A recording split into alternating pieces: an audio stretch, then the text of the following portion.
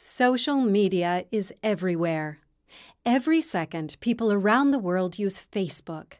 Many politicians are active on Twitter, and even a carton of milk invites its consumers to find, friend, and follow it online. With this rise in social media, corporate communication has been democratized. People talk about brands, products, and services all the time. It's now up to firms to decide if they want to get serious about social media or continue to ignore it. But it's difficult to understand this rich and diverse ecology of social media sites. What platforms should you be on? How are they different? Does it matter? If it does, what does this imply for your social media strategy? To help answer these questions, we present 7 social media building blocks. Used individually and together, these blocks can help managers make sense of available social media choices and improve their understanding of their audience's engagement needs. The identity block represents the extent to which people reveal who they are and how much they care about what happens to their personal information online. In some cases, they gladly share their real names and specific details about themselves. In others, they want to remain completely anonymous. Firms need to understand how members of their audience want to balance revealing their true identities and protecting their privacy. The wrong mix will put people off right away. The conversations block is about how users communicate with each other.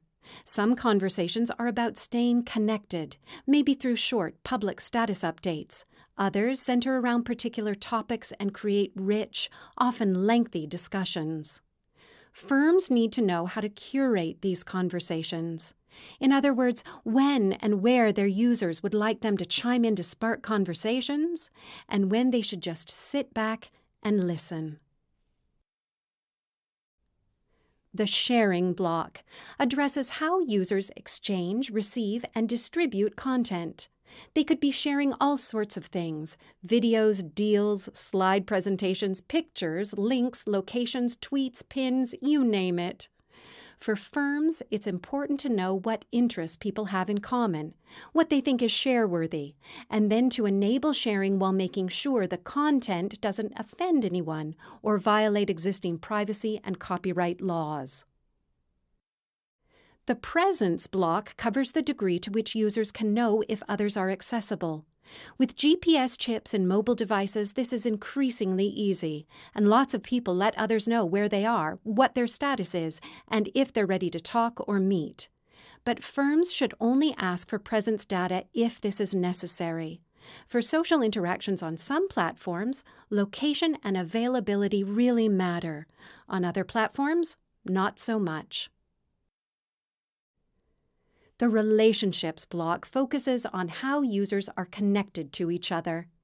Some social sites are about nurturing existing relationships, others about growing new ones. In some cases, relationship details don't matter at all.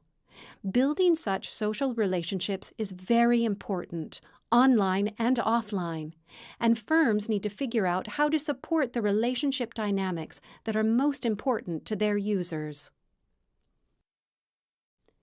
The reputation block describes how things such as brands, products, and people are viewed by others. In a social media setting, we often gauge our reputation by the number of followers, view counts, retweets, and so on. When it comes to the quality measure of content, we tend to trust endorsements, suggestions from friends, and even anonymous reviews. People's opinions really matter. They drive a lot of traffic and engagement on social media sites. Firms need to think carefully about how they allow users to manage reputation. The groups block describes how individuals manage their social relationships. For instance, with hundreds or thousands of contacts, it's often useful to sort these acquaintances into categories such as friends, family members, and so on. Of course, people may want to group their contacts according to different characteristics and give these groups different permissions to view their content or to add their own. A firm needs to offer the right options so that groups become useful without overwhelming their users with too many choices for managing their relationships. Individually, these building blocks are useful for understanding the engagement needs of social media users. Together, they help explain how existing platforms add value by focusing on a few, not all, of the building blocks. For instance, LinkedIn is mostly about identity and about relationships and reputation. Facebook about relationships first, but also about identity, conversations, reputation, and presence.